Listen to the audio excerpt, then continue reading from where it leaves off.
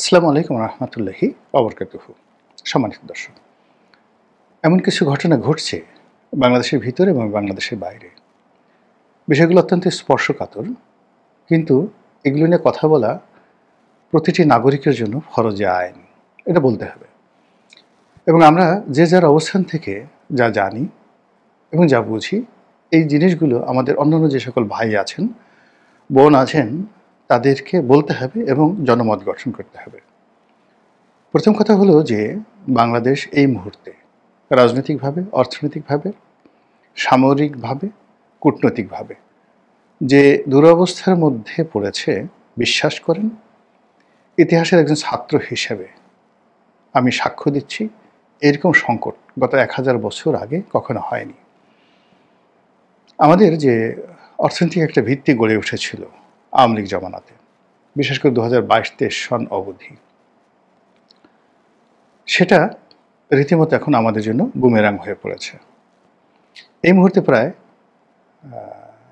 130 billion ডলারের মতো আমাদের বৈদেশিক ঋণ আছে। আবার বলছি, 130 বিলিয়ন ডলার আমাদের রিজার্ভ আছে 30 বা 32 বিলিয়ন ডলারের মতো।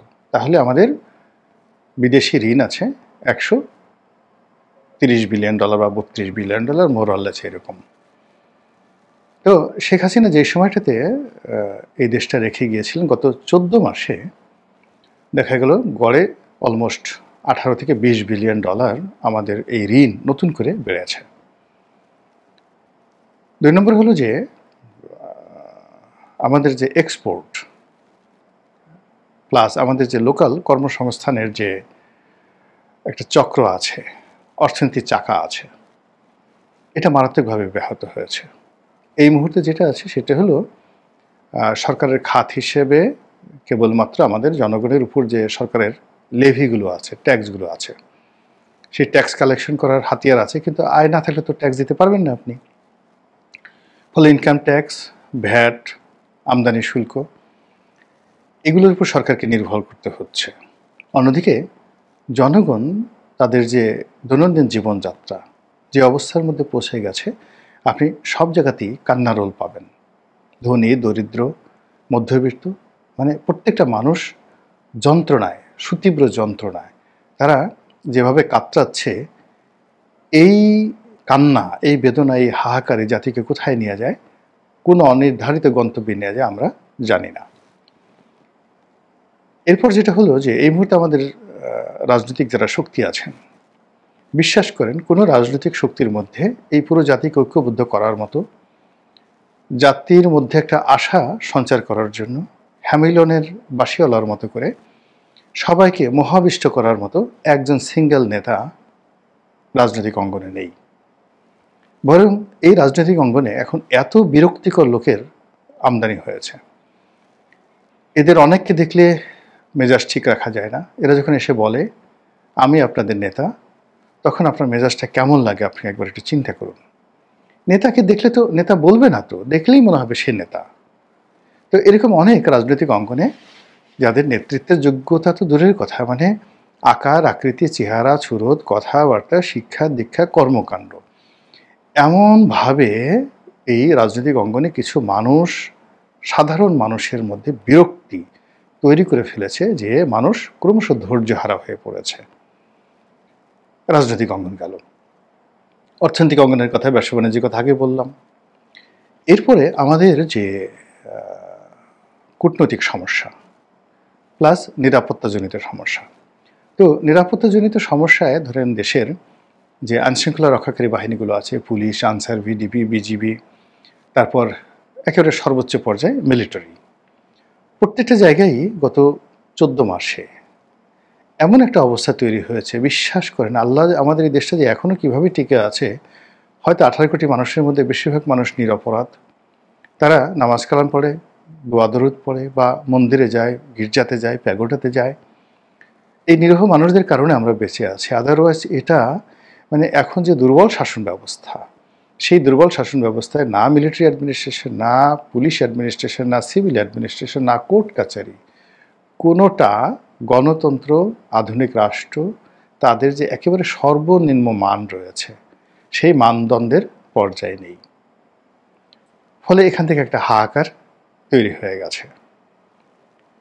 এরপরে যে ভয়ঙ্কর যে অবস্থা, সেটা হলো আমাদের সীমান্তগুলোতে রীতিমতো একটা সীমান্তে যুদ্ধ চলছে, আমাদের সঙ্গে নয়, তবে সে যুদ্ধের আজ আমাদের গায়ে লাগছে দীর্ঘদিন ধরে। মিয়ানমারের জান্তা সরকার এবং আরাকান আর্মি, এবং আমাদেরকে এই যুদ্ধের মধ্যে জড়ানোর জন্য যে মহাযজ্ঞ চলছে, তার ফলে কি হলো যে আমরা আমাদের সীমান্তের এপারে বসে, নাপ নদীর এপারে বসে আমরা সুস্থ থাকতে পারছি না। আমাদের মধ্যে এই নতুন সরকার আসার পর কি হলো, রোহিঙ্গাদেরকে ফেরত নিয়ে যাবে, বিরাট বড় বড় কথাবার্তা। এখন দেখা গেল রোহিঙ্গাদের ফেরত নেওয়া তো দূরের কথা, উল্টো আরও ৩-৪ লাখ রোহিঙ্গা বাংলাদেশে ঢুকে গেল, এবং আরও প্রায় 1,02,000 রোহিঙ্গা সীমান্তের ওপারে বসে আছে বাংলাদেশে ঢোকার জন্য। এই মুহূর্তে প্রায় 14-15 লাখ রোহিঙ্গা ছিল, যেটা আগে ছিল 11-12 লাখ। এই বিশাল জনগোষ্ঠীকে খাওয়ানো, পড়ানো, তাদের অধিকার রক্ষা এবং এদেরকে দেখা সাক্ষাৎ করার জন্য যে সকল কুমির আসে, মানে আদর আপ্যায়ন করার জন্য জাতিসংঘ আসছে, ইউএসএড আসছে, আমেরিকা আসছে, এসে মূলত আমাদেরকে বাস দেওয়ার জন্য তারা একটার পর একটা গিট্টু লাগিয়ে দিচ্ছে। অবস্থা এমন হয়ে যাচ্ছে যে আমরা এই নিজ দেশে কখন রোহিঙ্গা হয়ে যাই, আর রোহিঙ্গারা কখন ক্ষমতা দখল করে ফেলে, জাস্ট লাইক ইসরায়েলের মতো। এটা কিন্তু একটা ভয়াবহ আতঙ্ক। যারা কক্সবাজার আছেন, উখিয়া, টেকনাফ এই অঞ্চলে আছেন, চট্টগ্রামে আছেন, বান্দরবন, তারপরে খাগড়াছড়ি, সেখানে পাহাড়ি বলেন, বাঙালি বলেন, সবার মধ্যে এই রোহিঙ্গা আতঙ্ক এবং আরাকান আর্মির আতঙ্ক কিভাবে তাদেরকে নির্ঘুম রাখছে একমাত্র ভুক্তভোগীরা বলতে পারেন।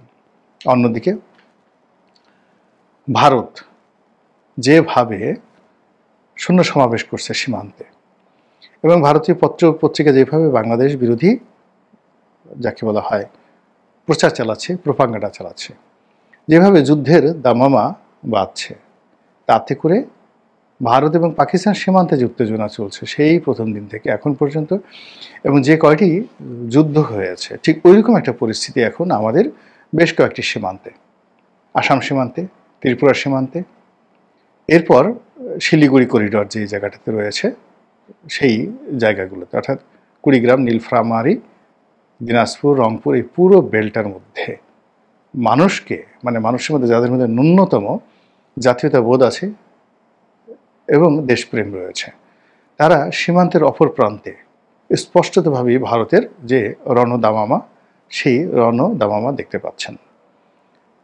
আমরা জানি যে আমাদের যে রাজনৈতিক সংকট, সেই রাজনৈতিক সংকটে আওয়ামী লীগ অত্যন্ত গুরুত্বপূর্ণ একটা অংশ। আওয়ামী লীগের মূল নেতৃত্ব এখন ভারতে আছে, এবং ভারত সরকার তাদেরকে তাদের কবজায় রেখে যেভাবে নিজেদের স্বার্থ আদায় করা যায় তারা তো সেই কাজই করবে। যেভাবে ইরানে হয়েছিল, মানে ঠিক একটা রেভলিউশন হয়ে গেল, গণতান্ত্রিক রেভলিউশন, এবং সেখানে প্রধানমন্ত্রী হয়ে গেলেন মোসাদ্দেক, এবং তার জনপ্রিয়তার কাছে রেজা শাহ পাহলভি সেখান থেকে পালিয়ে যেতে বাধ্য হলেন।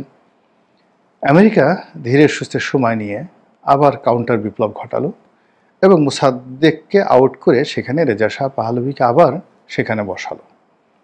তো এটা যদি 1953 সালে এই ঘটনা ঘটে থাকে, আর সেই 53 সালের সেই যে আমেরিকার যে দখলদারিত্ব, সেটা ইরানকে 1979 সন পর্যন্ত যদি কন্টিনিউয়াসলি অত্যাচার করতে থাকে, বাংলাদেশে কেন ভারত সেটা পারবে না?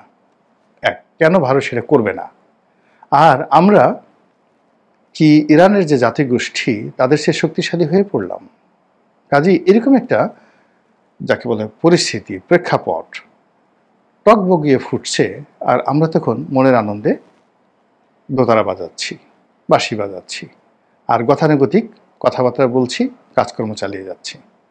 অথচ আমাদের যারা প্রতিপক্ষ, সেটা আপনি আরাকান আর্মি বলেন, সেটা মায়ানমারের জান্তা সরকার বলেন, সেটা রোহিঙ্গাদের মধ্যে 8 থেকে 10টি সশস্ত্র গোষ্ঠী বলেন, ভারতের মদদে যে সকল পাহাড়ি সন্ত্রাসী গ্রুপ রয়েছে যারা পুরো পাহাড়ের শান্তিকে বিনষ্ট করেছে, তাদের কথা বলেন, আমাদের এই দেশে যে সকল ডিপ স্টেট, আমেরিকার ডিপ স্টেটের এজেন্ট রয়েছে, চীনের এজেন্ট রয়েছে, রাশিয়ার এজেন্ট রয়েছে, এবং যাকে বলা হয় গ্লোবাল মাফিয়াতন্ত্র এই দেশটিকে স্বর্ণ চোরাচালান, অস্ত্র চোরাচালান, তারপর মাদক চোরাচালানের গোল্ডেন ট্রায়াঙ্গেল হিসেবে ব্যবহার করার জন্য পৃথিবীর যে সকল চোরাকারবারি রয়েছে, তাদের যে সিন্ডিকেট রয়েছে, তারা এখন কতটা শক্তিশালী এবং এই দেশটাকে কীভাবে ব্যবহার করছে তার একটা ক্ষুদ্র নমুনা আপনারা দেখতে পেয়েছেন ঢাকার যে আন্তর্জাতিক বিমানবন্দর, শাহজালাল আন্তর্জাতিক বিমানবন্দর।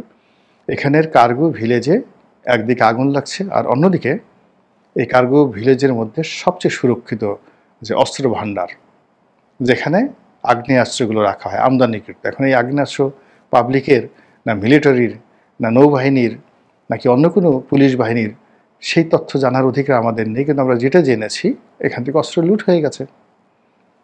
যেভাবে এই বিপ্লবের মধ্যে 8,500 অস্ত্র লুট হয়ে গেছে, যেভাবে বাংলাদেশে স্নাইপার রাইফেল ঢুকেছে, সেই স্নাইপার রাইফেলের গুলিতে বহু মানুষ হতাহত হয়েছে।